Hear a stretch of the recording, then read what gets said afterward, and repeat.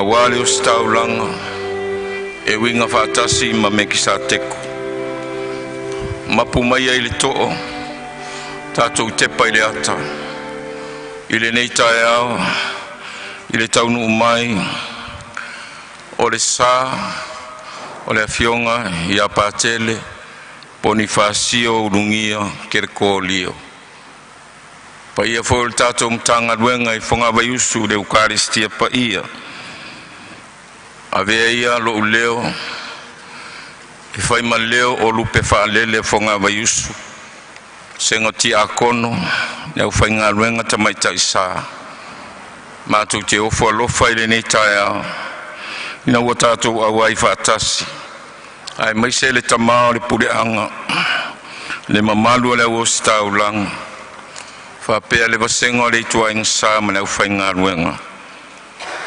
mapu maia i fale nei o le maota ma le malu malu whaake pikopo o upu maasani o le langi lafo maia le atua se o mātou whetangisi ai mātou whātu lou i le wāwhaatangata o i mātou ma le awainga mātou whape atu tulauna ia lou langi sa tua se fulu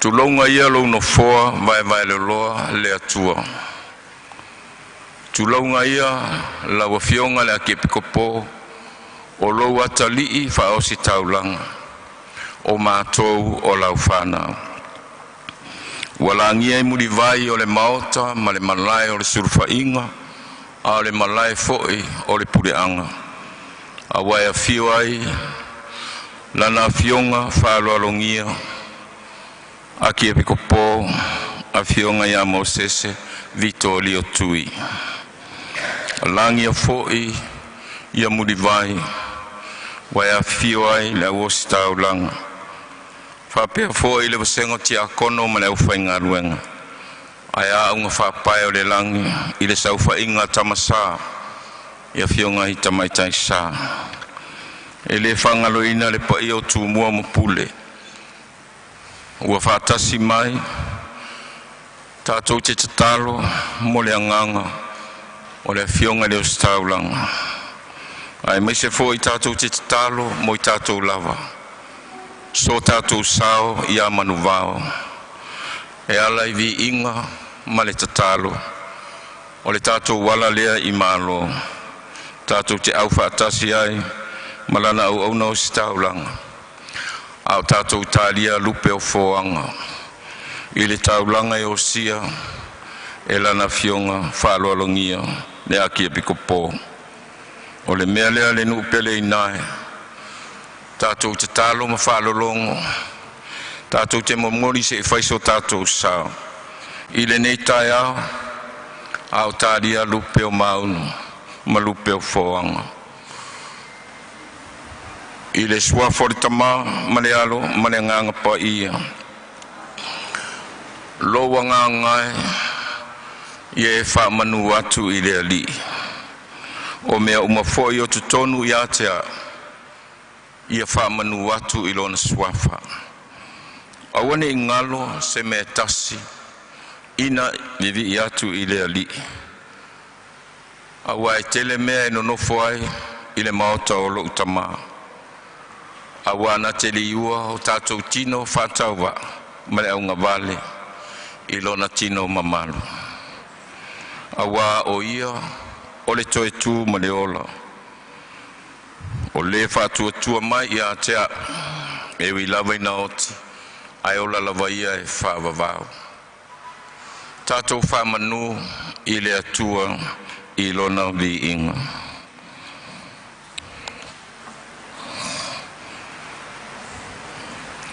a mai alona vi inga o na suso o lea ma le tātou lo salio e saumia lava e lupe whalele o whonga mai usu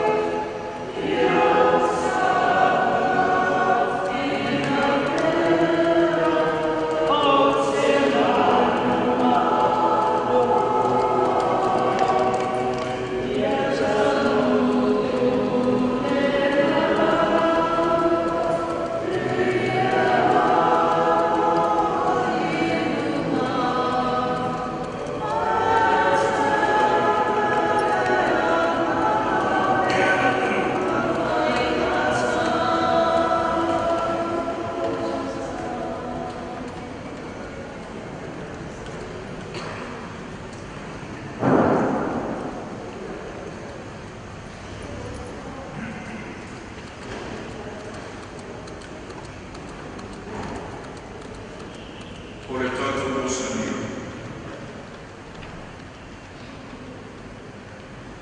O le bautisoma o Yesu I le mai o le tau. Lo mātou tamai o le lana, ia pa ia lo suafa, ia o mai lo maro, e whaia lo whingano le lana lana, e pēia na whaia I le lana.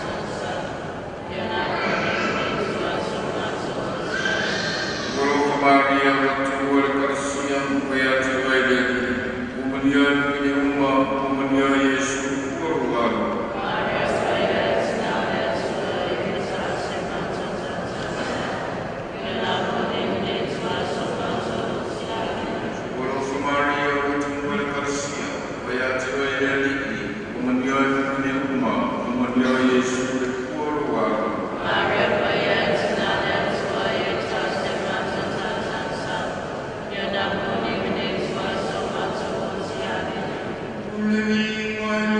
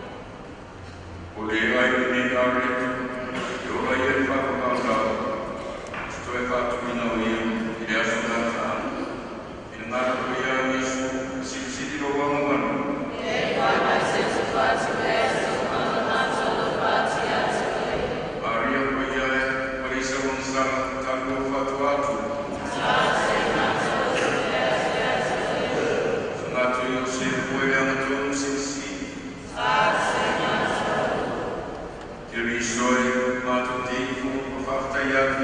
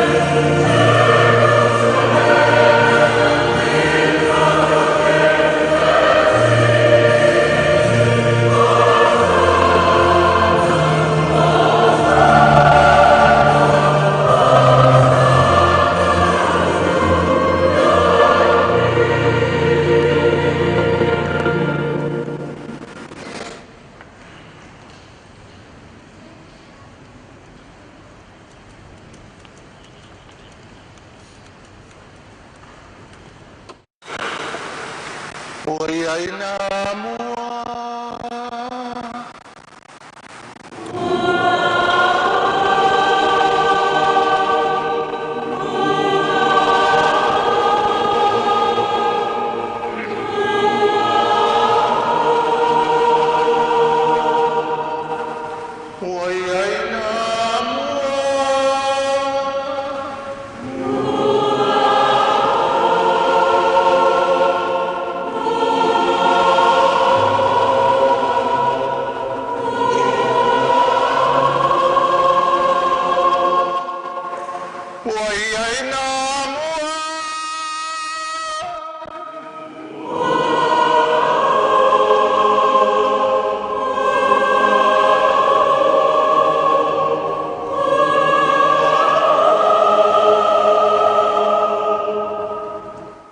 le suafol tama le alo ma le anganga pa ia fatasi le lima autou awe wa poto poto le nuo le tua awe wa maila wa sitaulanga tatou te lima fatasi e avele mua le tua avele vi inga le faftai a wao lana me alofa le ostaulanga para poni fasio ulungia ke le kolio na ia fai me alofa mo le tatou puleanga fa ake pikopo o ia na umai o ia na toe fa manava ngaluenga ale uso ostaulanga o mai la ia a fio mai maliu mai su mai tala mai a au le paia o le sanctuario nei le auso e fasino le afionga e a patele Bonifacio i le ngaluenga fa o si taulanga a fio mai le vasenga o ti a kono le au whaingaluenga ngalulue mo lato fale tua a fio mai au whaingaluenga e so se pata fai taulanga i to tono e tau asu le ipu vai o le ola a wasa moa mo sona ai fio mai au nga whapae le langi i ta mai tai sa le ai aiuli ma le whaivalo filima le vasenga o felela a fio mali umai tala mai ao le loloa ma le lasi lasi o le tatou puleanga i ona tūlanga whalupe a fio mai susu mai tala mai ao a fio mai le awos taulanga tatou uso e ngā lulua i whafo le fionga ia Patele Paulo Filoi mai Christchurch a fio mai Patele le fionga ia Patele Lolosio Ngisa mai Canberra e Australia a fio mai Pakele le fionga ia Patele Falaniko Awa mai le moto fia fianga le puleanga Samoa pango pango a fio mai Pakele tatou liliu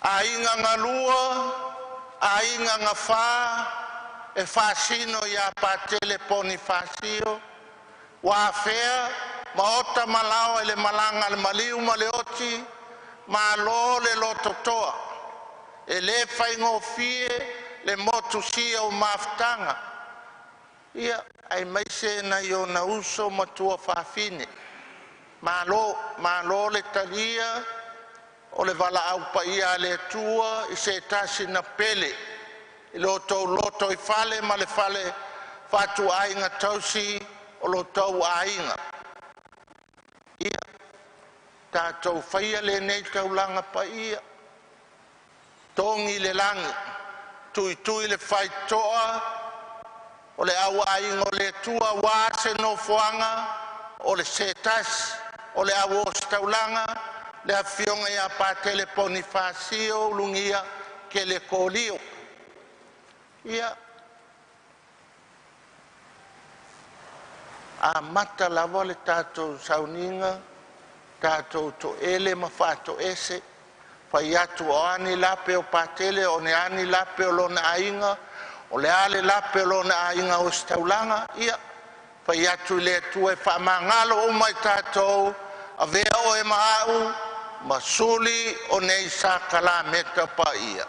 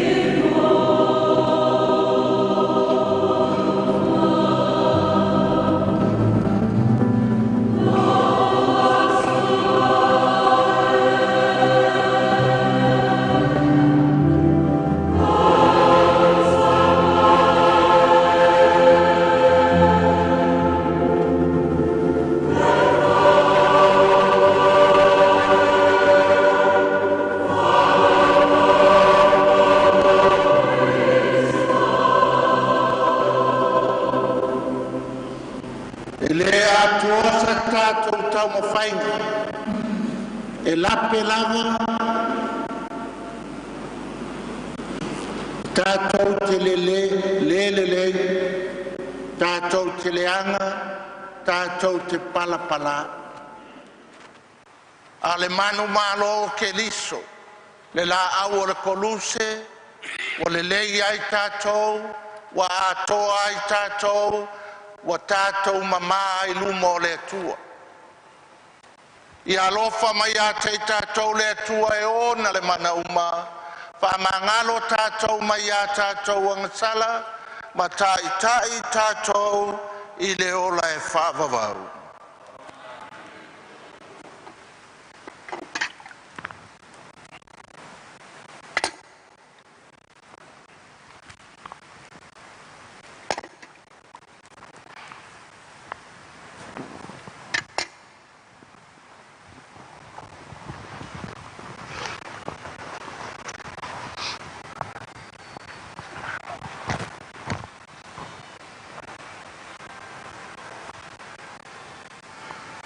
Wala ua tule a fionga ia pātele mo le sauninga o le pātonga ma whailonga o le tofi o staulanga o pātele poni. Ma le whaaluana.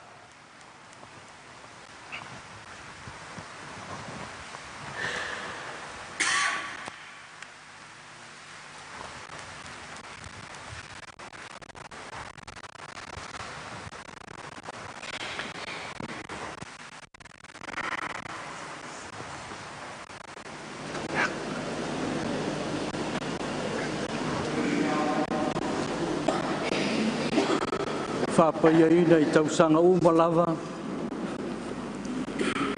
Whapaia le toi tua Iesu. E pa ia le sua vai a wā tātou sauni ngā lotu. E peo na tātou whātino i le so, e whamanatu ai le papatisonga o pātele.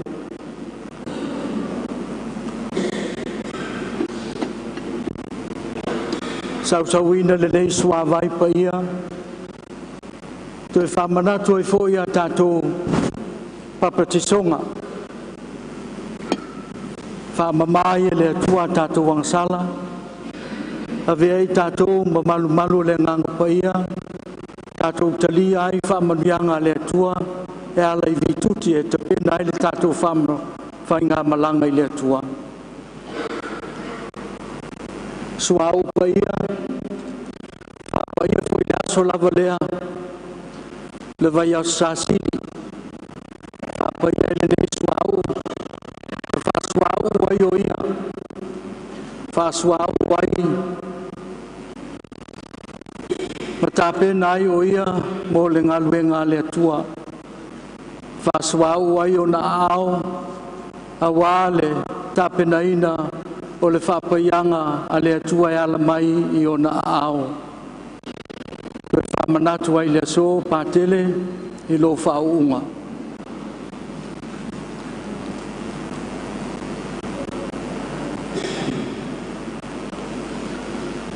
Le aso lo baptisonga, sa whala e ai o e se i e pai pai, ta ai lei lo tino, o le whailonga o le loto mama, o le tōninga le au so o ke riso.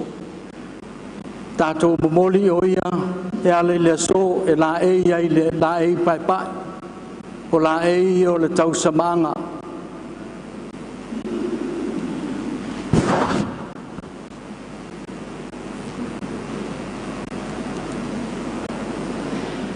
O le aso lo baptisonga, na momoli ai le la mepa i o mātua ma mātua tausi, e ala le saulinga o le baptisonga. Na awai o mātua ma matua tausi, sa poto ai lo wainga e momoli o e lu mo le atua o le lato taulanga ola. Whapea fuina poto lo wainga e momoli o e le atua o le lupe whalele o le ainga e tautua le atua malana ngā luenga pa ia.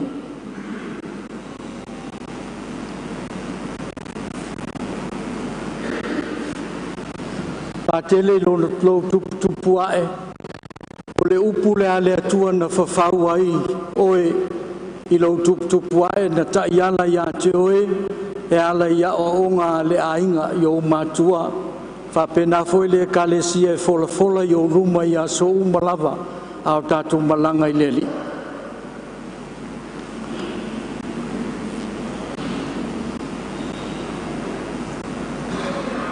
Whaauto le la au le nei koruse na tautau wai le whaola, o le whailonga tāua mō ke risi ano umalava, o le whailonga tāua mō le ostaulanga, ia tātou muli ia te ia i me uma tātou te whaia, koruse le li mātou te tautua ia te oe i me uma mātou te whaia.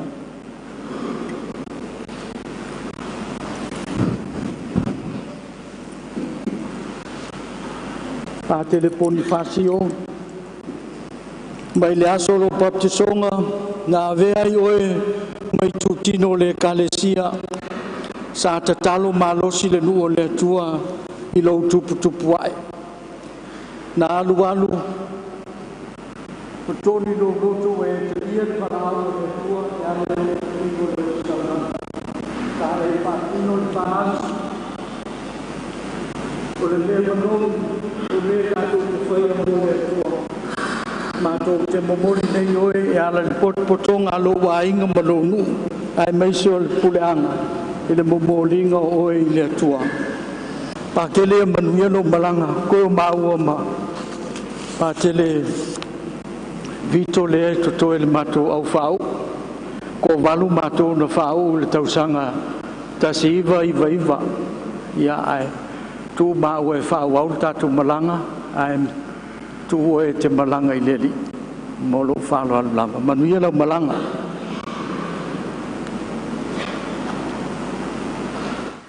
Pa i o tātou ainga tātou tūtulai. O le vinga i le atua i mea o pito alu ngā.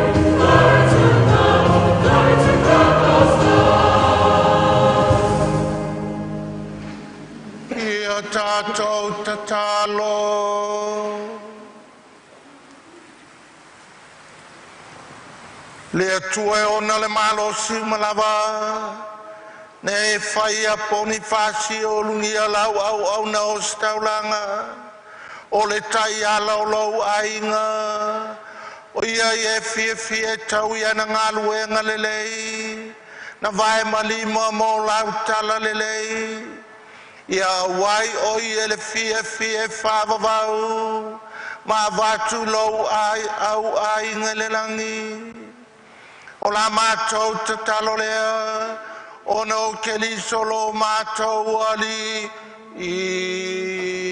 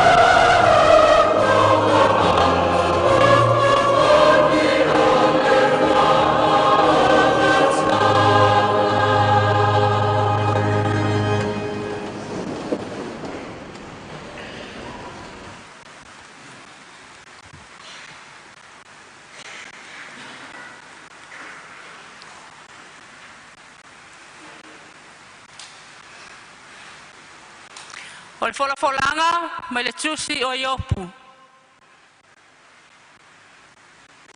A wāua o iloa, o loo soifua le na te tongi o la ina au.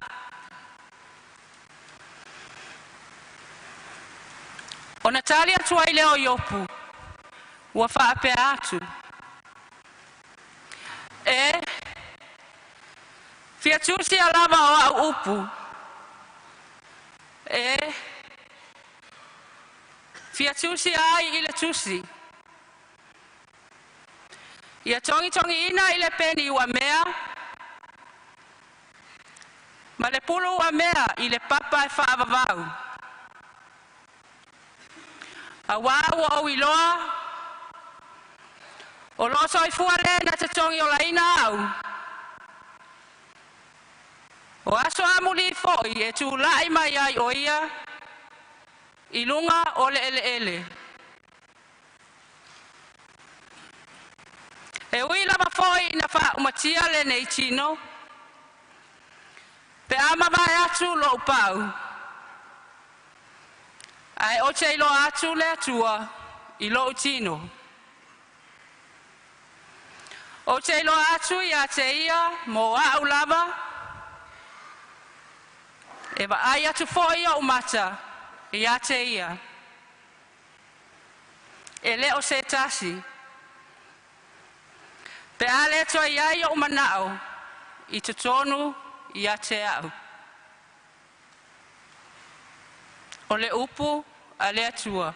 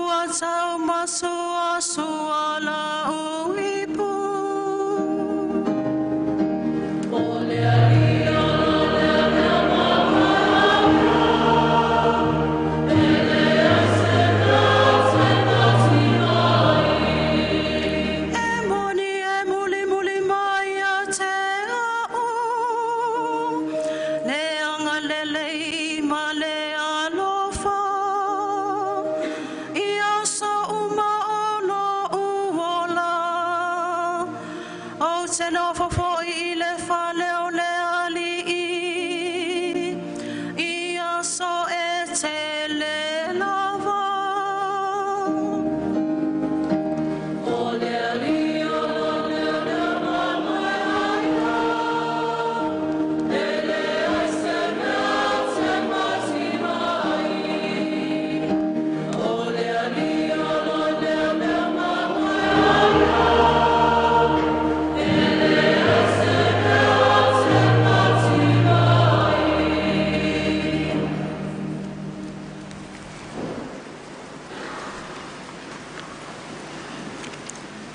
O le folafolanga, mai le tusi mua a Paulo I a Tesalonia. Tātou te whaatasi pēa lava ma le ali. Mātou te loto ina ia o tau I loa le au soe. E winga I e o momoe. Ina nei o tau whanoa noa. Pei o isi e le aiso la tau whamoe moe. Awa a whai tātou te talitonu, ua maliu Yesu matoe tū mai. E whapea foi ona au maia e lea tua, whaatasi maia e o momoe, ona o Yesu. Mātou te whai atu foi le nei mea I a te outou, I le awhionga a le ali. O I tātou o e ola matatoe se I a whio mai le ali. Tātou te le mua I e o momoe. Awa, e a whio ifo mai le langi le ali lava. Ma le alanga, ma le leo le angelusili, ma le pū a le atua. E mua foi ona toe tutu mai o e uoti o ia keriso. Ona whafua se I lea ona ave ina ae o I tātou, o e ola matatoe. Whaatasi mai lātou I au. Ina ia wheta iai ma le alii I le vāni monimo. Ona tātou whaatasi pēa lava lea ma le alii. O le nei, ia o tō whewha mawhana whanai I nei upu.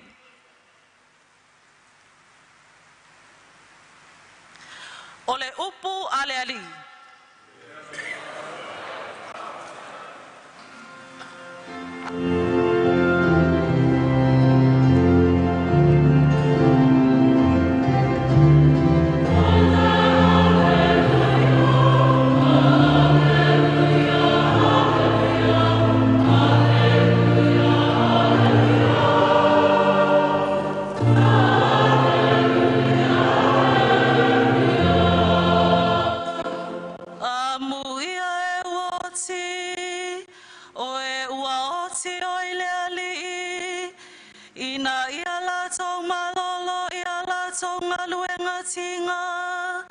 Awa fo I o la tonga luenga e muli muli ia te I la tau.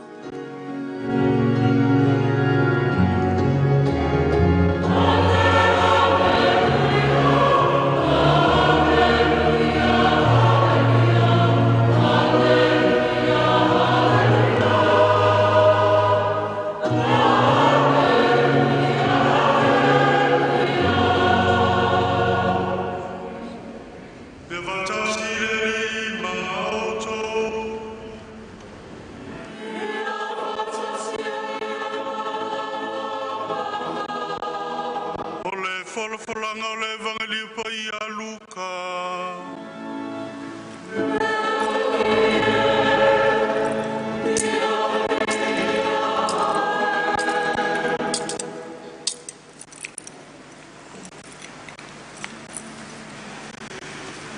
O le aso, ta te whātasi ai maoe I le paradaiso. O le tasi foi o e na pango te tā, ua whātautauina, ua upu leanga o ia I a te ia, ua whāpea mai. A whai o oe o le keliso, ina whaola ia oe I a te oe, a toa mai maa ua nei. A ua tali atu le tasi, ua vavao I a te ia, ua whāpea atu. e te le matau ea i le atua. Ina ua tātou sala whātasi. Ua tonu lava la tā sala. Awa ua tauia mai i tā ua e tusa ma mea na tā whaia. A oia nei, e le aise mea e le tusa na whaia e ia. O na whai mai lea o ia. Yesu ia e manatua mai au, pe a e a fio mai i lo malo. O na whetala i atu ai lea o ia i a te ia. E moni, o te whai atu i a te oe. O lea so tā te whātasi ai ma oe i parataiso. O le tala lele ia le ali i...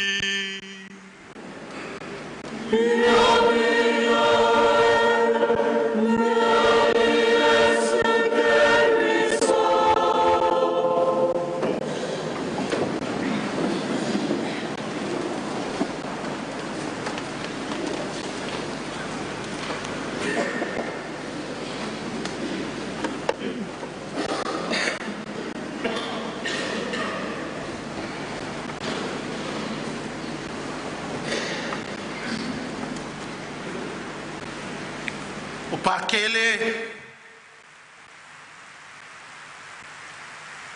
ua maliu whaafia pakele poni. Ngā maliu o ngā lua i sa malai ulu. Ngā maliu o ngā lua i sa foku la whai. Ngā maliu o ngā lua i le awa. Ai ngā ongo sa ia se koe alua e lungo le maunga. O ngā maliu mo i lola ia. O le kala pakele i on kua whawhinge. Ngā maka i le kafue o le maunga lea, i Mount Vaia, lau kofinga.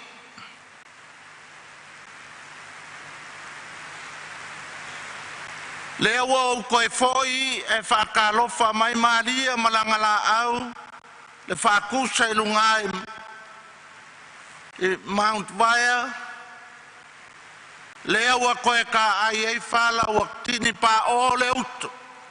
O si ui lea o lo o langa wala au lia ina.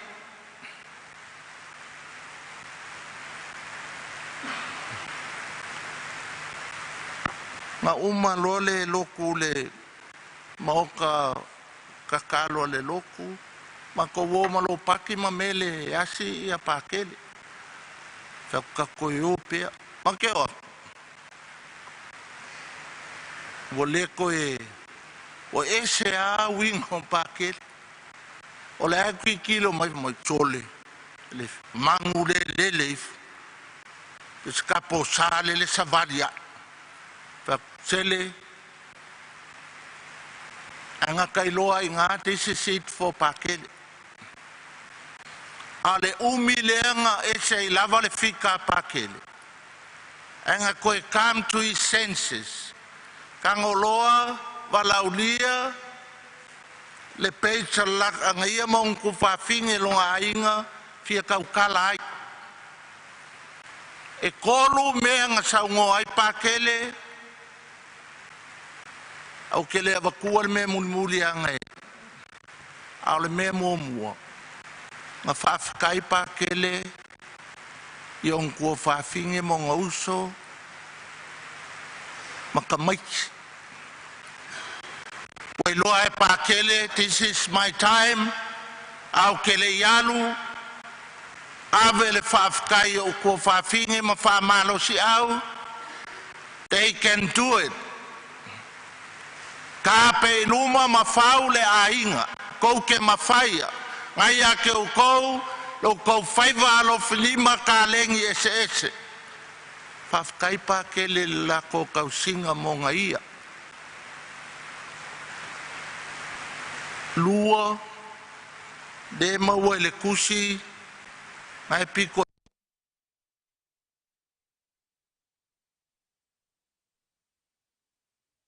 Kakalo mo le awos kaulanga. e nit ele ekalesia le au skaulanga. Kakalo mo le auso o skaulanga. O le soifuanga o pakele. Wa leva kele esel kali ki ngā. Ma mako ngā lue savai e whai ama mai. E le ki apapa kele fusu lava. Ko e kuli mai apa kele wanga o whea tau e alma whangalele mai lawa fiongo ke ofo o ke le fia mano loho whamuri mori. A mai o ke le koe fia pule foi ngala walua e se. Sama hao e ni foi o. A koe fo i apa ke le mea mga oi o lunga le maunga la.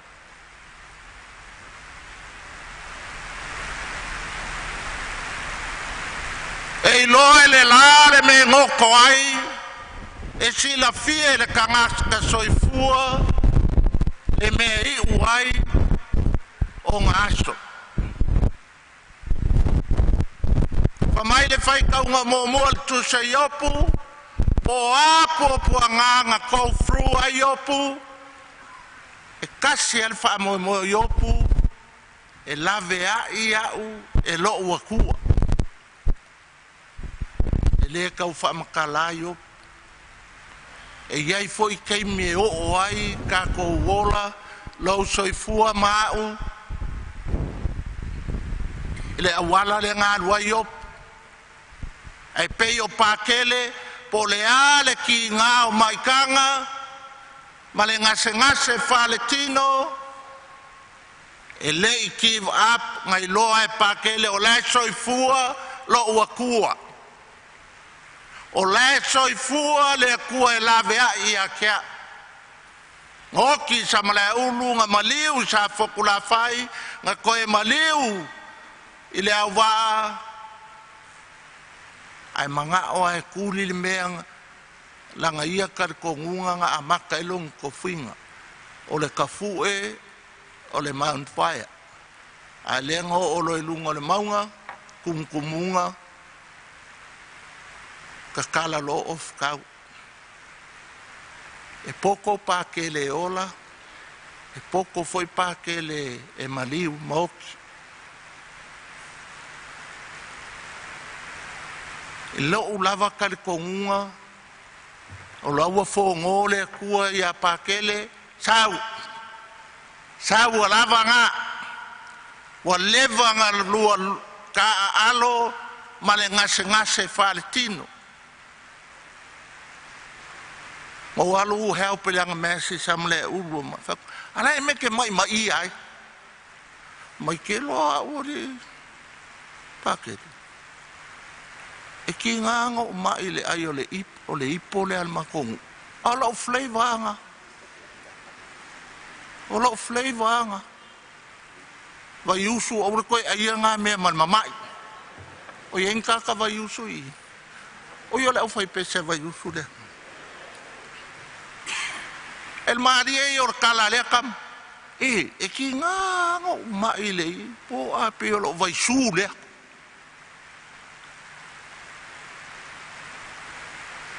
E ki nga foi nga mai le okele a le vai su foi le apakele. Kama le nga fai me alo fai le ku le leo. Le leo young le baptiso le kofa. E leo kele. O le leo ngā ma le simfonga pa ke le Bonifacio. E leo kele. O le mea alofa ngā pa kele.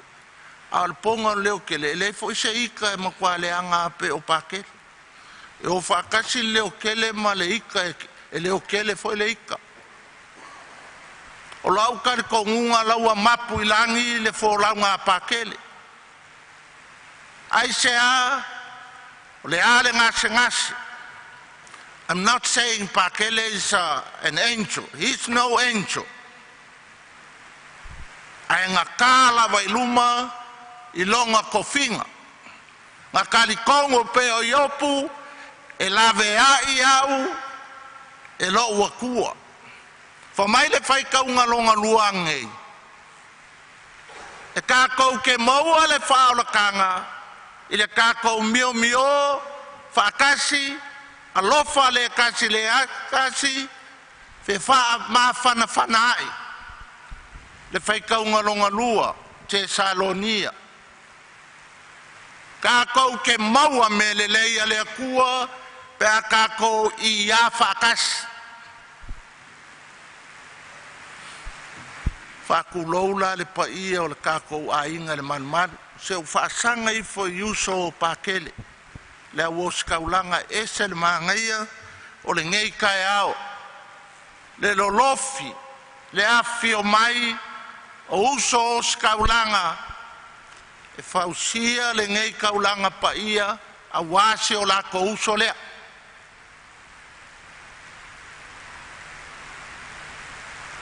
Pakele, pakele, pakele, pakele. Whaurulunga makanga luenga e fia. Fia mai foi laua fionga le Vicar General, laua fionga le Chancellor, laua fionga a le Prefect, Apostolic Prefect, a Marshall Islands, laua fionga patele tamati, le a uso.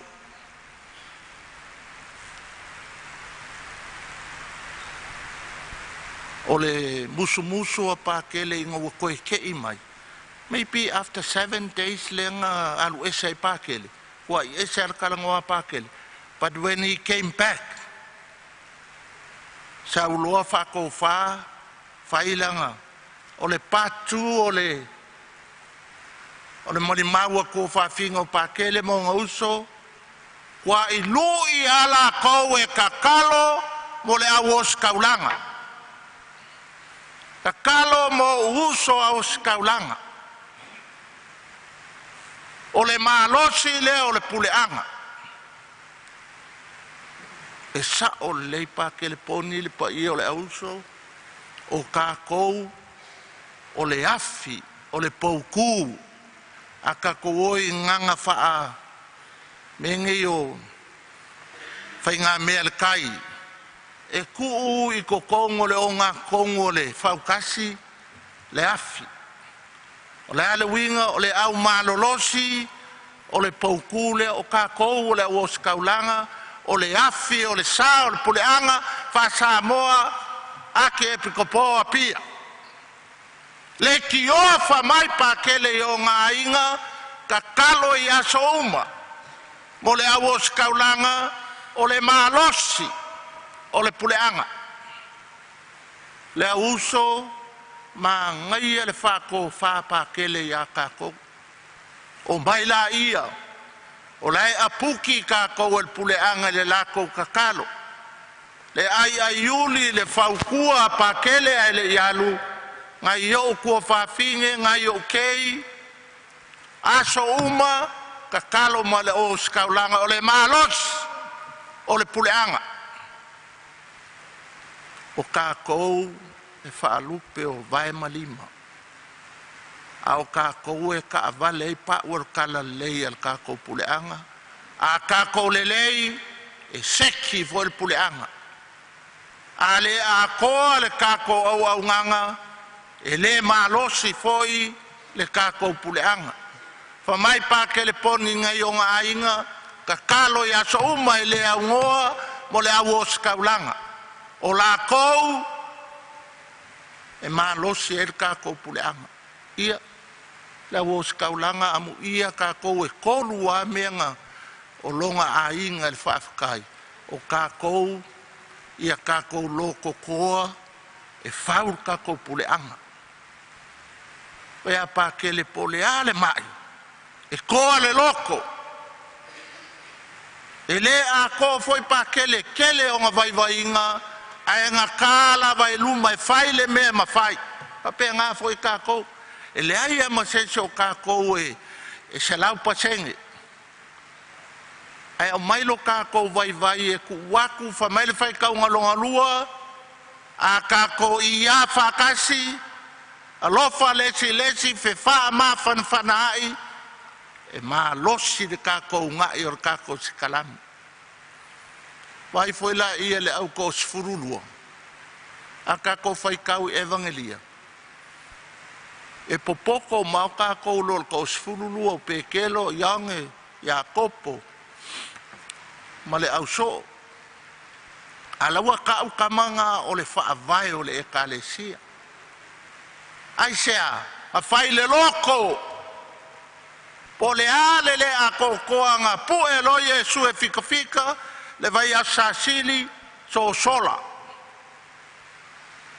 anga koe liliu lava koe kaliu mai le uko o mai fau le kala lelei ele i ole au so ole eniu esa o ngai ele ai ma se ma mo se bachelor po se master kamangai pat ako ki kilo kuskusinga le kale sio ko sfulu lua le wanga mai for ka mai suiuka. They were doctors of the church, not academically, pastorally. They become doctors on their own right in the pastoral work. Lea le pastoral work, lea nga fai mai ele fai kaunga longa lua. Pe a ka kaunga lulua ele alofa, ma le whewha ma whanawhanai. A or kako aso por kako uso e pakele poni o le arkala Yesu e fai mai inga wa we poni langa mangava muli fa mai Yesu o ngei poni o ngei ka ke feloa e mo i palataiso fa pe nga foi kako po a kako le a ko mo kako vai le nga kula fa alkangaka o mai o leu fa mai poni longa ainga kakalo mo uso skaulanga o le malosi lea o le kako puleanga ko ia kali kongu le kala le apa kel pon la uso o mai e fau e le ase so kako e kele kako kuspasi ma kako degree ma tilili e kako wo ia pei kako o le ko sfurulua o le au faiva o le au fai whakoanga. A whai ngā luenga le ofiso la whonga mā kaio, o ka le ikangia o le ngaoi. E ngā liliu ale vai o singa, whai le ofu fau ia ke liso. Whapea ngā whai kākou, leo a kakalo poni malonga a inga mō kākou, ia kākou vai malima, whai le loko koa. Ia sorry le wo kalangoanga mako le pa ia or ka ko a inga ngai kaia ya ngole os kaulanga le ka kia mai I a uma lole la unga ti maulungia ave ese uma ia wangalo ngo fe ko kala poni le manga o fufi lo nga pusa o ki le wangalo kele me ngalo ngale pa kele pe kelo le fai le vai nga pa kele spa o ke manga o kilo le pa I or kako kaiao le pusa wanga piki e poni le saulalo o ke manga o se pusa pai ia le pai el pusa o ke manga o le sila ele au fia ku e penga le keu e mai e pa e ave kaku o ma ave lungai ma lo le pa I o le kako puleanga iong kulanga whaalupe ma ngai o le fai kaunga mua ma le fai kaunga longa lua o le fai kaunga longa lua no man no woman is an island we need each other al kuse yopu wasila fia uma o le kuse yopu po le ale lo wai lu kie puava e ia le fa moi o le soifu o le e le po le langi o le sila se kako kaum faina e fa uma le evangelia a o le kaimi e o mai kako kaimi kaka o ko fapea kalo sia ia kako aku lunga langi o ilo ngoa folole so pele oh okay pa le computer le ko mai o e se lo wika isfar ku a ia kalo sia ia ka ngalo lakua e fa ku sefo sala fe a wala fa lava o leva ngo ki peka i oe. A oe le singanga lua aku le spo le. E maua o makakau le kampiura le akua. O le kakau kakalo. Ia kakau kui le whai ko langi e whai mai le kala le whai ia pakele. A fia o mai le au ngā le lei. Sau, wa lava ngā. Ma lo le kau. Ma lo le whai al whaiva sau e mapu mai. Ia kama le leila, ia makenge le lei kakau. Makai, o le wharekua, o le kausi. O le whelela, o le kakau uma ki a kongo ma. O ke lea koe lokea kama ia lewa uma ila unga le piko lea. Kakau o kakau kama lei makenge lei. A o mer kakau kaimi e kui e ngal kango kwa pekelo mpo. Ting ting. Oh, a fia mai. Ma ngai au mea nga whai o a. Nga le lua ka la lau pe le ke whai ai. O kar kaung ka le mea. E mau au ma kakau le kampiura le kua. Aua le whai me le lei, ko sau al me lei pakawe. Ai le whai me le lei, e ko sau al le me le anga e whaia, ko e fusi oe. Le la wha umala ukala mo ia. E ka penga le mau ka vale anga po. Ma ko ese le fiku wa au mai le valu le awa ia.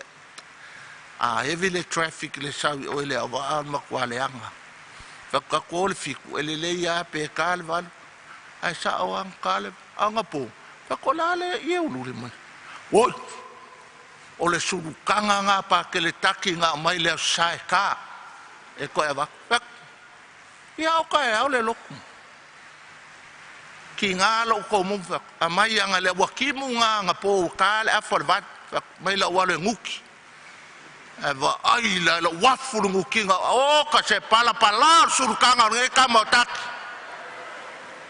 umaloa ele kau ai faf kau kongo lo poku e kau mafanga ia o oi fonge wa kale ongu wa kau mang ia ngaku ai la wal kale fo afale on la kula ko kopela auli e ku ia existe su e me seli film ka va Pak sister, sa we auli le la io pakel tak. Ia ele se surukanga vai pe se kapoleng e fufele moenga le kele or surukanga.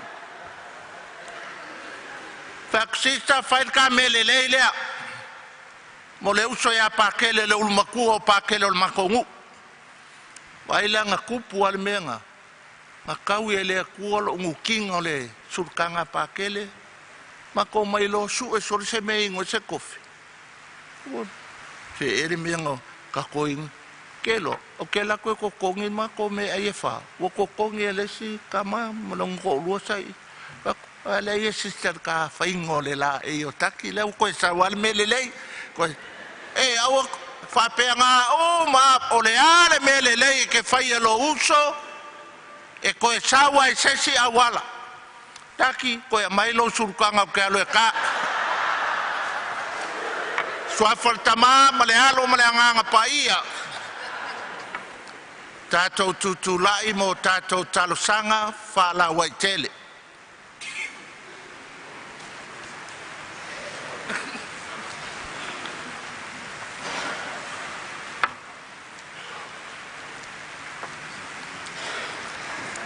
Tato talo mo tato tama paia Pope Francis. Mono sa e piku po umalalai. La tato o lenga lea di e. Tato talo mo fa ao tato e kalesia sa mo nei. O na usa o saulanga le ono fovoto. Fa pea e o fainga luenga ngal lue so se fat fa saulanga. O la tato o lenga lea di e. Tato talo mo nga umo tato a inga o maliu. Tato mantua fa pitoa le nganga la fionga ya patel poni. La tato o lenga lea di e. Tato tasia la fua mai maunga. Tupulanga tala vau. Fa pele fana witi alo tato puleanga. O la tato o lenga lea di e. Tato talo mo le upfolfola sa la ina ila na au na. O la tātou o lenga lea lea li e. Tu fatasi tātou mōmoonga ma le whautua talo le tina pa ia. Tātou whape ifo, se o lofa le sina. Nara ngalofa o e lo maso ola, molo maso e pia, so kame moe se o lofa. Lola ngasia te maso ne kana tasia eba. Maso tia isimara wele le mua whanomo. Le nego maso pasua e pasamaya te maso o kongamusa. Ama vai felireța sina e palma Iesu famia loa. Oi Maria tsapo na na O mātou o lenga o malawa, ona o keliso, lo tātou oli. Amen.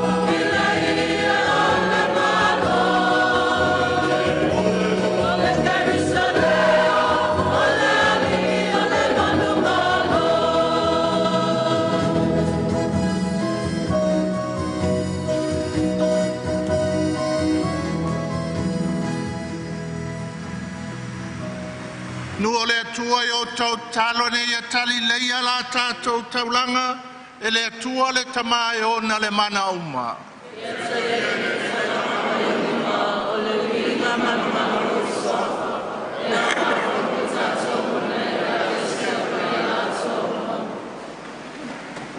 Le atua o le malo si malava, o no le nei tali suanga ia maua. Pa teleponi fasi o lungia kele kolio o lau au auna o le ostaulanga avavau i le failinga o le misterio lea ua au auna i ai o ia i le whamaoni i lona tofinga. O la mātou o lenga lea o no ke li solo mātou ali i.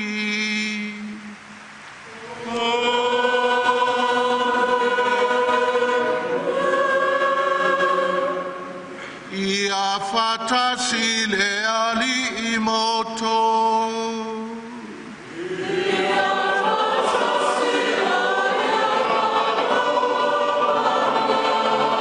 Ina si ai o tau loto.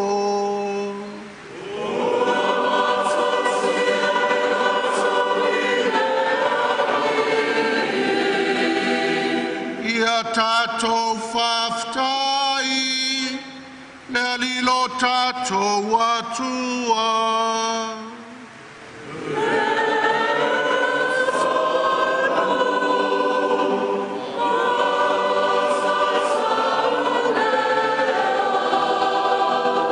Le tamau le atua soifua whawau e o le malo simalava e mimita i mātou e whaftai a te oe o nau keliso.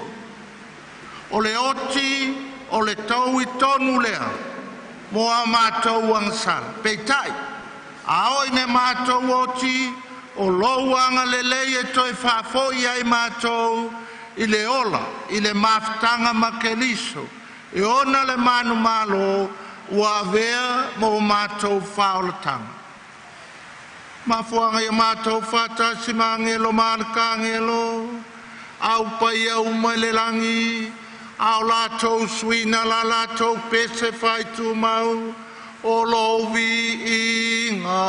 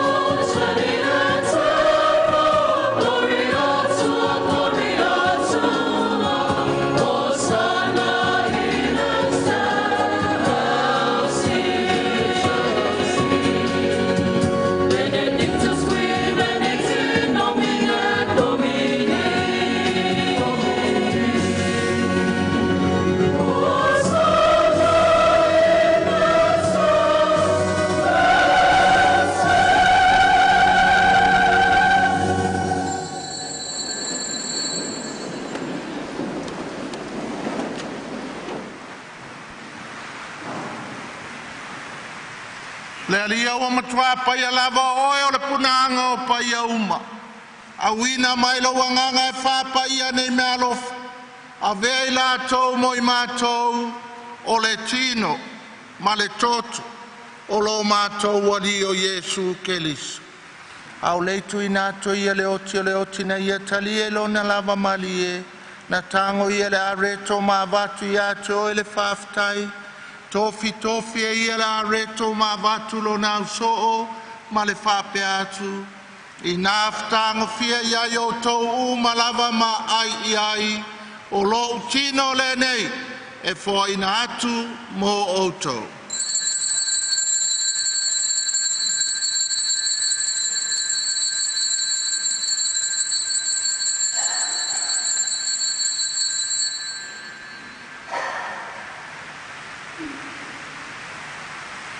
Mai ala tau maftanga na tango ia le to e batu ia to e le whaftai ma le vi inga tu watu le ipulo na uso o ma le whape atu I nā whtāngo fia iai o tau umalava ma whainu iai, o le ipule nei o lau toto.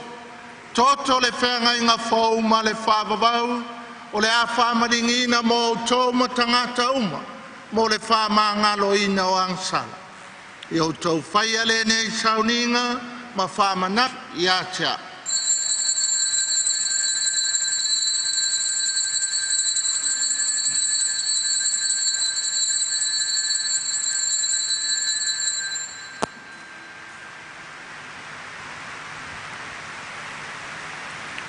O le misteri o le whātua tua.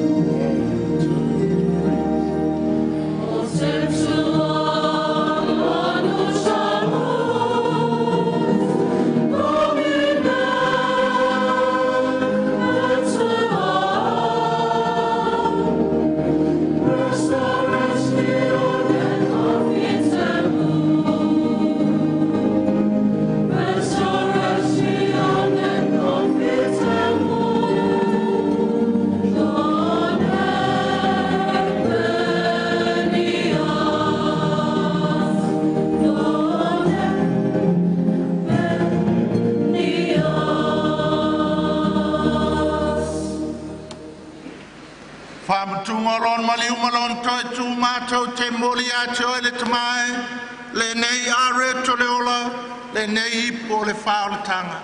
Mātou te whafta i atu i a te oe, walo ia i mātou e tutu i o luma, mau auna i a te oe, fe soso an mai a mātou uma.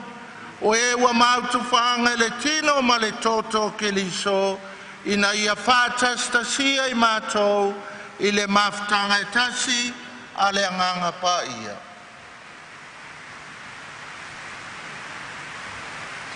Le ali ie manatua lawe ka le sia i le lalulangi atoa.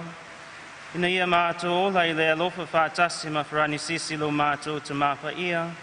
Mo sese lo mātou aki e pikopo ma li tua inga sa Ie manatua pa tele poni whāsio ulungia. Le na e wala awina mai le nei o langa. Le papati songa na oti a whaatasi ma kiriso. I whapena a fōi o na mautofia i lona toitu.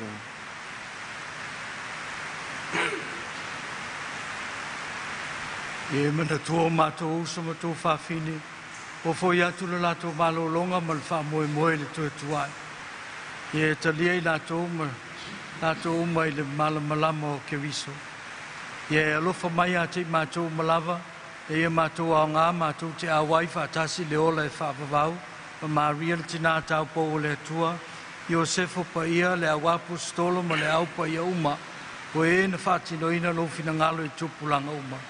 Mātou te fia vivi ma whane ne whaatasi mai lātou i lawa fio, e a lātu i lo walopele o Iesu Keriso.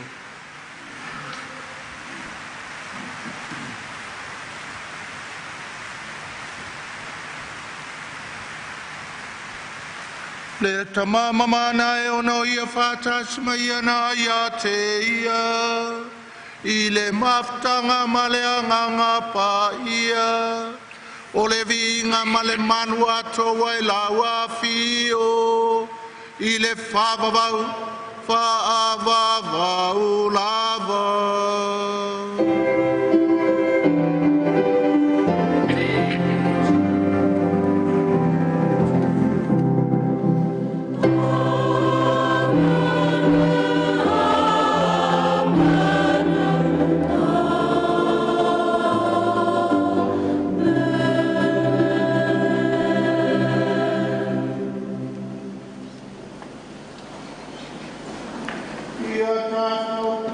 Le whalangulango le tama, le tatalo na wao e ke liso mo i tātou.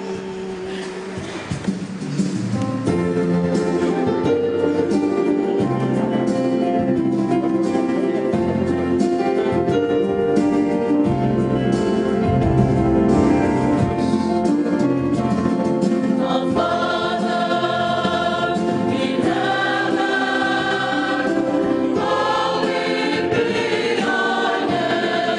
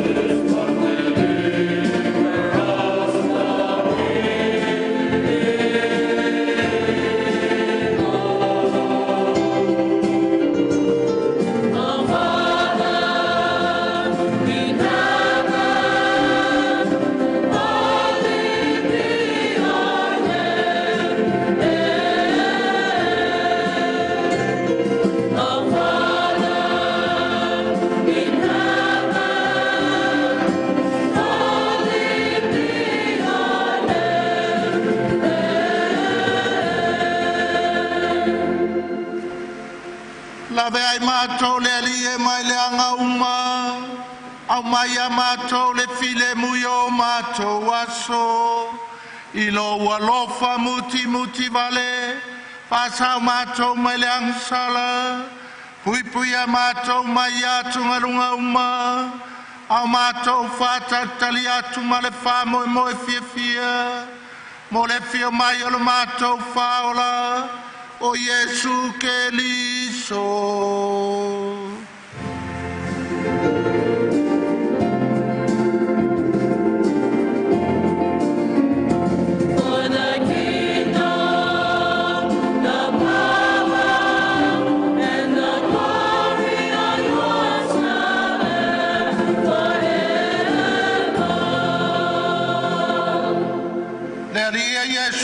Songa fai atu lo apostolo o te tuatu ia te o tau lo filemu o lo filemu o te foa ia te o tau awane ia sila sila ia mātou ansala a le fatu tuo la we kalesia au mai a mātou le filemu ma le tase o lo malo le ua e soifua i le whaavavau lava.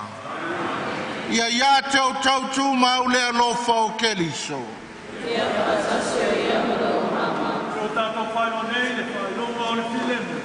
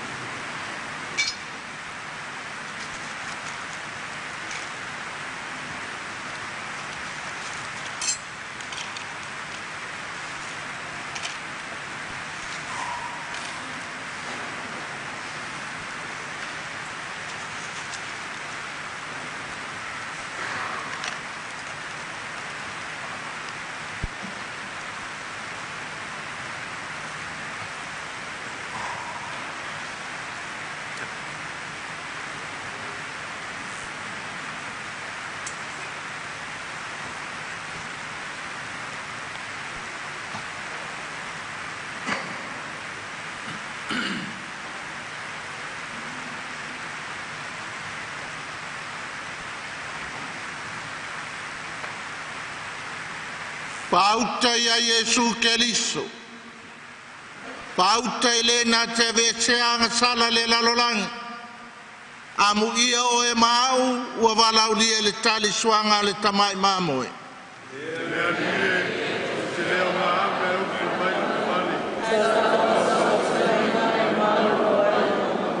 Vertino ma le toto Keliso e mau e tātou le ola e whaavavau. Amen.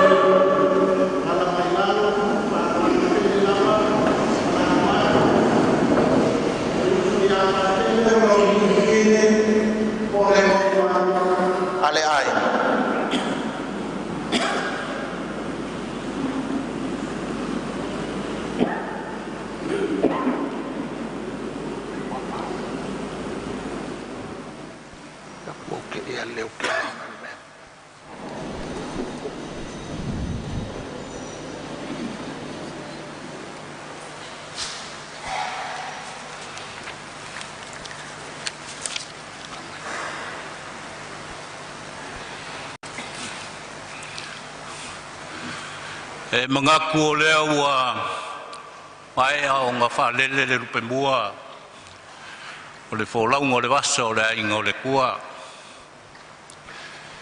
Ia o lele ua maku aisu a riu o mai ua furi whao le sao le kaukai o le rangi a wā le ngā ruenga le nge aso a o le misita a o skako loku whamawai la pionga ia pakele saungia la pionga kai o saunga a po Mosese a kai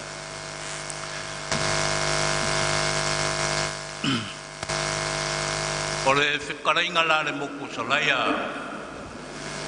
pai mai a le leao mai ngā ngai o ngā solo kuai leo ao mai ngā ngai fo wa o lele ua whapea o ngā kāra mai le rangi le mamalu o le kua a dia lava le vang ngimo mo le lau le mamanga o ngā ruenga o ngā au wa leo wa mumuri mai le soifua le au kai ngā ruenga pa pesa mo wo pok le ngai kai au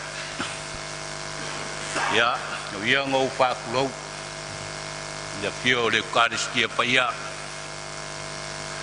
pa kulo le kai o le sanginga la wa fionga la po Mosese pa klo foi mo fa fe wai i mo fa fe ngainga wa kia kongo mo la ku perkua ia e kangang el pai o sa mo pokpoko yo nga ku mo pa le polu ko finga ka pa au mainga perkua mo kaus ia e kangang e wo mai masang siolofa ka lu lava e mga kulingai ka ao dari ko va loas ma ku fam kalanga ka kongo le wo ka ko ai urpanga sa ma fainga o ko ku kele mo ko ku kaulangi pa ia fa de malo e o yai se le nge yaso e ku mau pe o le fa va ai wo ku la ya o ke mangaku le mori mau nge yaso a ko si sila po karame le o ka un foi sefer kai o le ngalo wa ko yo maku ia mamako ku fa finge ia marmesa o inga ila fionga pakele mang ro ka ko kaim ara ka mo fai e va ko mai inga ia fa sau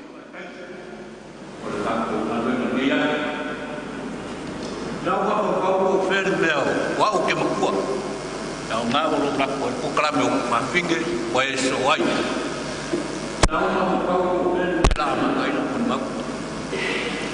e soi kwanga mo le ku wa o le uso ngai ai kauia ngo wa maka ngo wa uma kulanga dua i bayus o inga sa mako vai ai le kulanga sa ye poia de uso ngai ai le nga ruenga inga wa baru dari sangit soma ko inga ya kokele Soma ku kamai kasi dengan ruang ka muka leo se lima sukala kongi lua bayas. O faya ku yo makua wa ula ngofo. Kau sit ka ka inga mafa so swangi lu maku kama. ai alu le di le la o ke le ko ka kala la ku ar kai me ya ro la nga sai fo yang be va de sa fai ku lo wan malu le ku ai la ka kala kai mi nga ro lo la nga fa pe nga le nga fai ngo fai nga ro nga ma kau sim so swangi o ma ku ko ngi ngo video da ko mai kai dia ya ma de so le inga wa lu le au nga le di sa ye fa de ko ngu sa ye lape wa fa de ko ngu yanga bio e fai da au nga fa misa bua kan ko po fa ko lu nga alu le fo nga ma ko ma ku i le au i winga o kamale o fa misa le se me de alu ye sau de fa le fa vivesin ma ko ainga nga walu wo le manga ku pe nga ku dia ma da nga de di da pe nga umai ma da ngo o nga mio safari o au ma le o da ngo wo le ko alu da au fa nga nga savai o ka fo de nga la ngo walu New Zealand o ke alu fa nga savai ma kwa fa ke le fa de kong sau le wa po le se me ai ka wai ma ko lo fa o nga winga nga sa yai inga wo fo I mai savai wo fa si umio yai pa mai mako makua sa uia alu de pa se len ko kongi mai e ro ku finge la le New Zealand e le fi alu le lida ar kam fai nga se va vai aku se ave se aku ya pom ya fai fau o fa ke le nga le amio I kongo mako ngu mako ainga ko fa ku la ko ya fo yang ko fo I le ka ko ainga makiva wa nga se mako kama ya wa kwala uma da nga pa se ia ngau fa nga I lo de pa se ia o ke alu New Zealand mo do maka o nga le ia se swinga o le uso ngai I kongo mako ainga o se meo le kolu fa ma singa karungo New Zealand vidia kuma kinga pe mai o mo lo kong o le la o fa makalanga I le swinga le la ia o fa ku le pe asha mai lo fa mai e mai se kupe se fa ka woni la le di le alu le aung fa ku po le aung a fe mai le la alu le aung fa fe au ya fa pa ke ya o aka fo fa ku lo kinga wo le anga lu fa venga fe mai alu le aung ngo sa nge o sa fa filianga ko mai ni si va ya sombong si ma singa nga ko vidi mai le mai wo le ko alu se mea ngale ngofungo fale ma o le koe alu ka whao. O kei loa po se mea o le ongo fiku masinga. O whapea o le koe alu se mea. Ngō lo lea. Ua iai le suinga. Aare whesiri. Whai mai sa whai le miki. Kala lea lo makua sa whai langa miki sa avea o ia ma whai wheau. Sa whakomio fo ia kangaka. Ia o le miki la lea. Inga walu walua kausanga. Koe maua aku le ke fongi.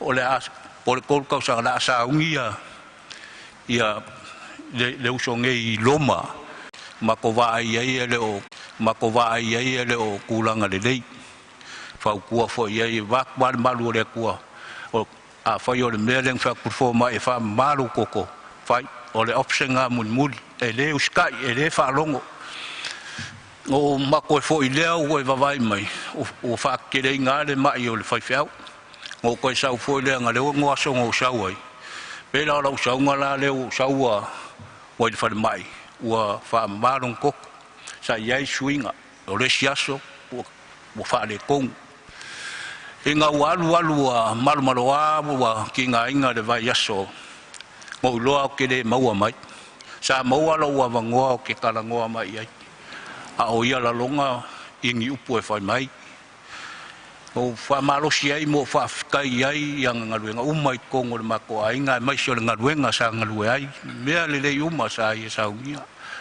va aku fa kele o le vang lu ka uma ma awai ki ko fa kali mai awa ska penga mo lo wali alu lo o ke laku ka ko fe do o le ka ya wa le sa mako wo fo se maliu nga fai New Zealand ya uma maliu o malolo wa walu malanga le dia ya o leo se fam klanga ngi kayao le au foi ngalu ngai le kua mai se le afionga le pola o fionga Mosese. O le anganga le wha maloma le wha kai la ko ngaluenga kalo. Asia singa. Da ko kalo sa kui pea le muri papanga mo kui le langi le wha kafa ngasi o le fionga e a pakele.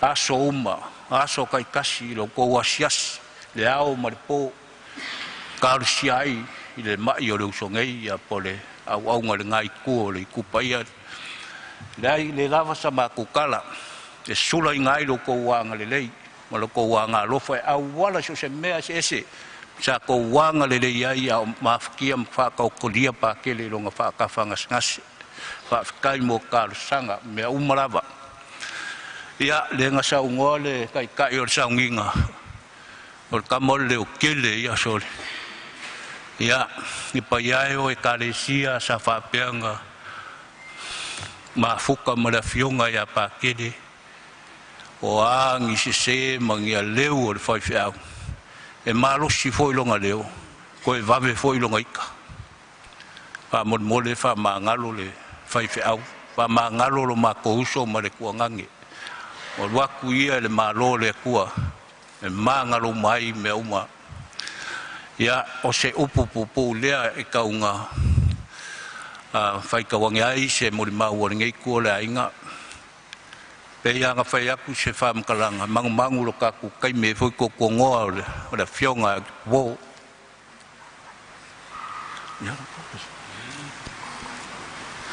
ia mori aku le whamalo ma le whaatai e pai o sa mo poko le ngai aso malu le au fai ngā luenga o ia ma walunga le ngai aso ko e kai muri o le mako uso a le kuanganga le fionga e a pakele i le fonga e lele na wha maku le mori mau i se mako pese ia ngā papuloe le au fai ngā luenga ia war fai ngol sa winga le ngai kai au whaatai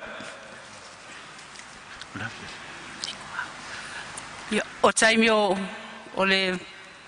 le tinga inga o langa whaalongo i ona mai ia whai a kua video kōli ngi usila ia mātou e pese anai tamai sa waso ia mauso fo i malato whanau a le pese le fia ia pākele sa fesili ia lako pela ke iloa le uinga ngakusia i le pese o le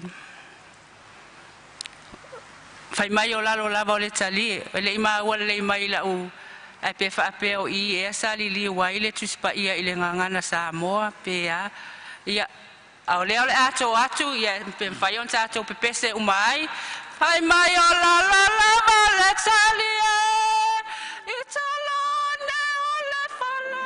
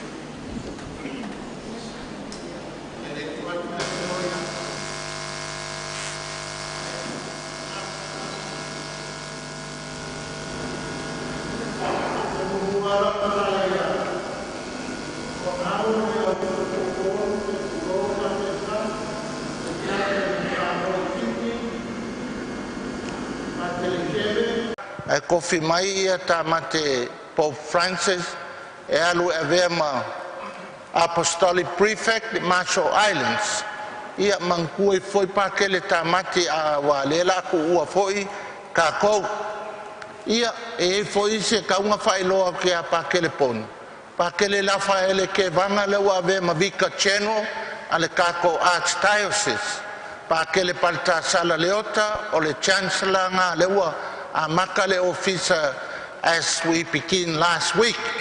Ia poni alu ele leia ko finga e fai.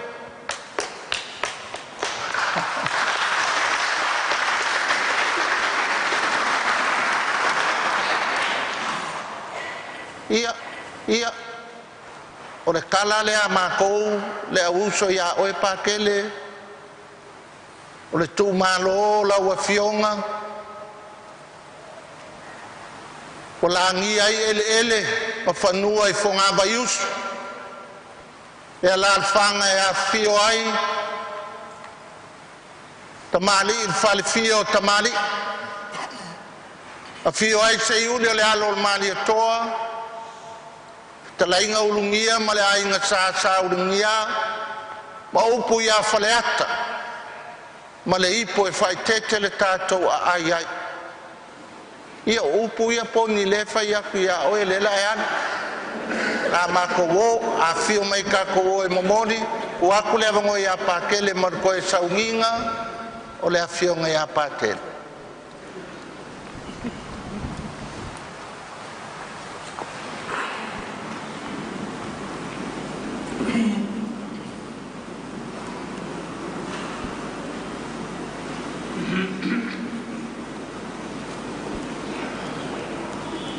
o le toe ua le nei toe sauninga I tātou muai whamawai atu le tātou uso o le tuangane o le osi taulanga e whawawau ua maliu o poni whasio rungia whailoa tuai lo tātou walofa I a te ia whamawhanwhanai ko I tātou ua whawawau whamarusia I le whamoemoe ma le mautinoa e toe whatasia I tātou le alofa o keriso manu malo wa toi lalo ai le oti e whawawau tātou whalolongo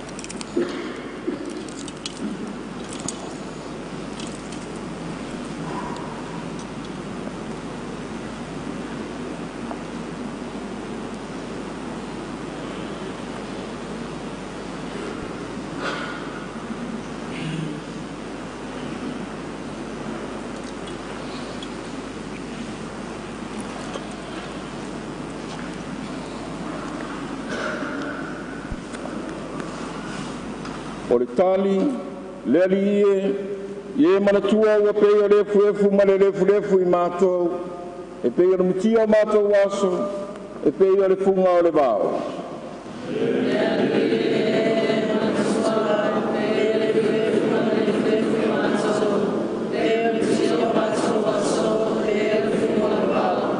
le ali ua maningi lau toto mo na mātou uso o si taulanga ua maliu o lau o si taulanga. Ie tali lelea o ia I o luma. Lea rie.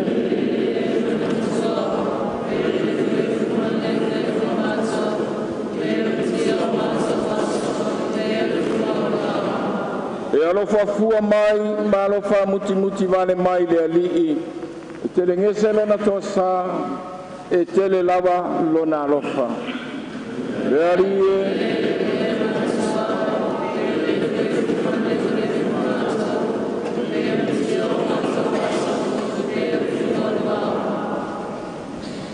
tātou te talo, le tamae, o mātou tuina atu lo mātou uso, o la uosi taulanga i o ao, o mātou tau pifo i e toi whatuina o ia i le aso ngā tāanga, whatasi mai lātou uma na maliliu o ia Keriso, ma o lai o ia whatasi ma Keriso e whāwawau, le ali e whafonga mai e le mātou te tāro, e tali le leia lo mātou uso i le parataiso, ia whamawhanawhanai fo i mātou i le whātuatua ua mausali. Mātou te whatai ai uma ia Keriso i le mawhutanga malaua fio, whatasi mo lo mātou uso e whawawau, o la mātou o le ngale nei ono Keriso, lo tātou alii.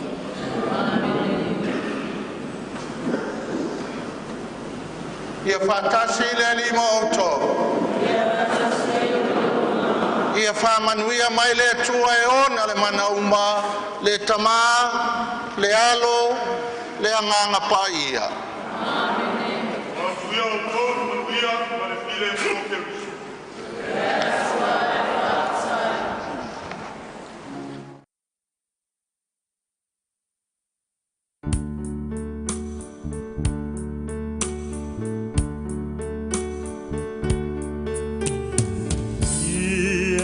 Fatasi per Jesu maoe, tausiate oi lau pele, ia fatonu pelo ala, ia fatasi per Jesu maoe, et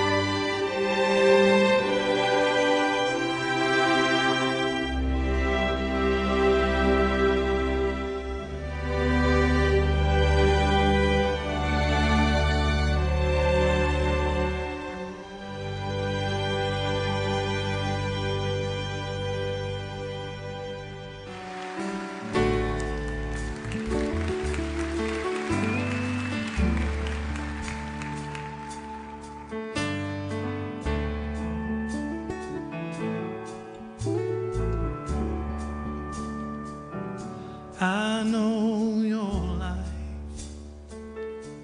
on earth was trouble, and only you could know the pain. You weren't afraid to face the devil. You were no stranger to the rain. Go rest high on that mountain, sun on earth is done. Go to heaven and shout, love for the Father and the Son. Oh, how he cried the day he left us. We gathered round your grave to greet me. Wish I could see angels' faces when they hear your sweet voice sing. Oh, rest high on that mountain, son, your work on earth is done.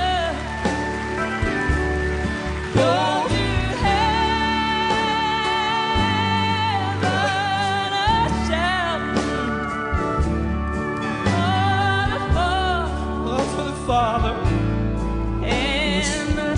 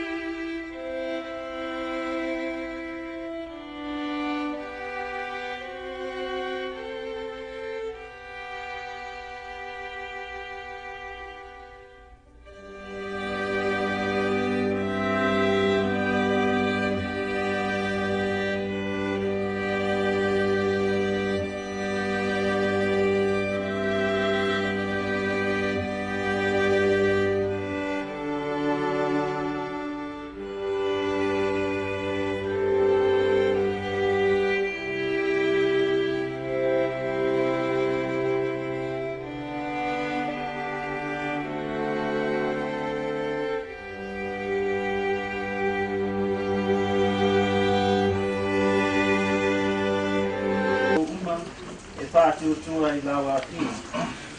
E ui lava ina tanuia lātou tino I le ele.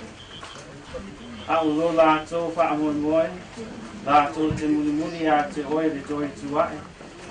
E maku pile mu lo mātou usi. Tonu le nei tu unga mau. Se ia e toi whaatuina o ia. O oe lava o le toi tu ma le ona. Le di ia Yesu, le vaailo mātou. Le mālo, ro e a kiwai e whaakavau lau. Amen.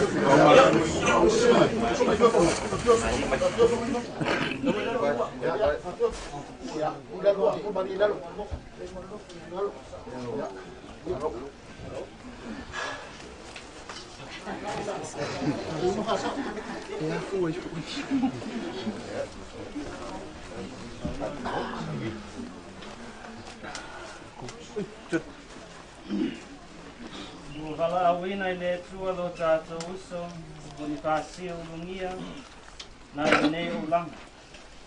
Lea poe, o tātou tu ina Donatino, le ele, whai a i o ia.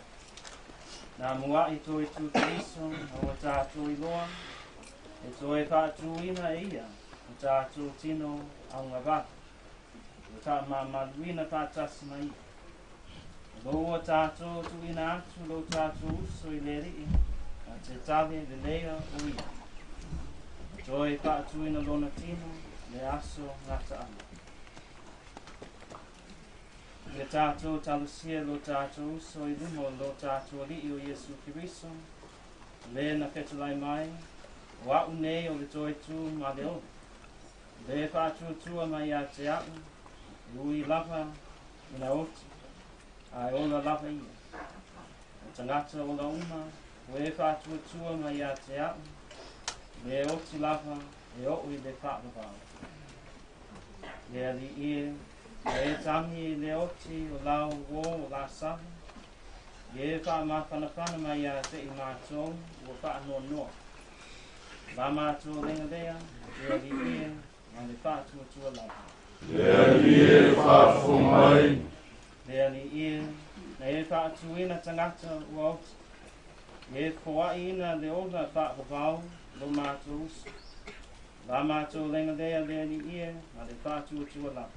le ali e whaafu mai, Le ali ie, na e whola I le pangutā na Salomo. Lua te whaatasi mai e whaatasi. E whahe lo mātou uso I le manuia o le langi. La mātou lenga lea le ali ie, ma le whātua tua lava.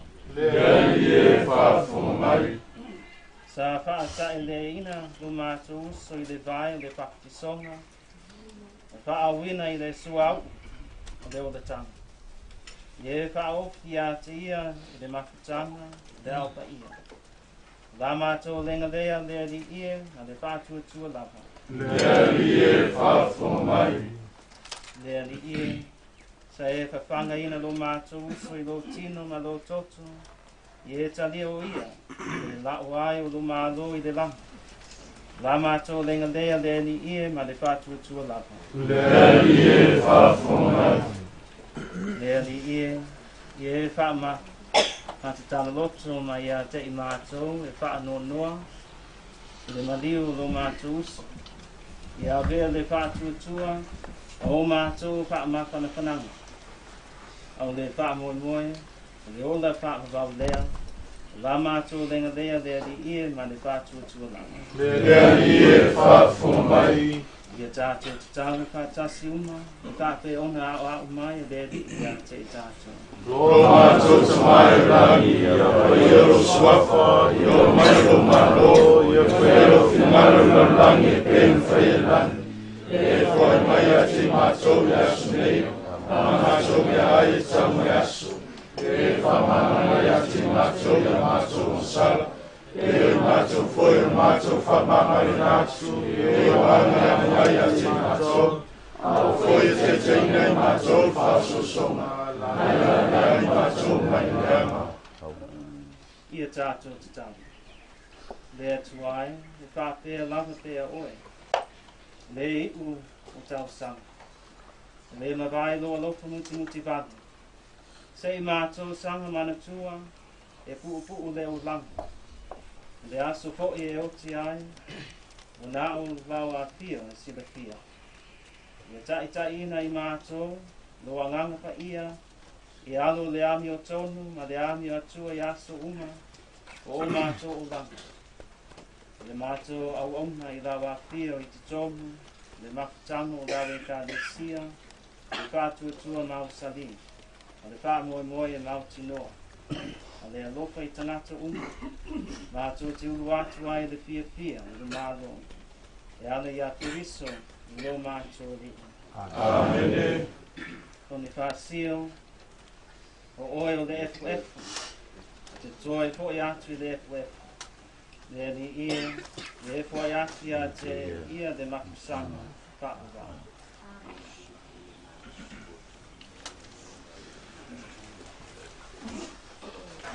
Retina, Mater misericordiae, itatum cielo, estes nostra salve, a te clamamus, exules qui debe, a te suspiramus, gementes et flentes, in al lacrimarum vale, et a ego, advocata nostra, Dios tuos, misericordes oculos, a nos converte, et Jesús, benedictum fructum ventris tui, nobis, post exilium, post ede, o renes, o pia, o crucis, Virgo Maria. Akele, ia, aku oe ke alu. May the angels of God come and take you to heaven. Ada na bosoma pa Lo fa aku le auso le ka o ko umai I, o fa kwai ma pa kakalo mai mu. O le aus ka langa, ia man ka ko puleanga. E ese so la uli e ke le vai le langi ko e ka o mai pa mo. Ka o ko ia ka lo mai ma ko o le va ve o ko e se I vai ma ni ma be mo se ka ko puleanga. Lo fa ko le au vai usu le wa I o le langi. E se ngai o ai ngai o ma kua. Lo fa pi ai and thank you for mo me umba. Ia whaatasi le li mautou. Ia whamanmia mai le tua e o na le mana uma. Le tamā, le alo, ma le anganga pa ia. Wai o le tātou sauinga whaamawai, Tātou o fie whaaftai, mau au na pēr I leri. Le wai whaatai. Oh,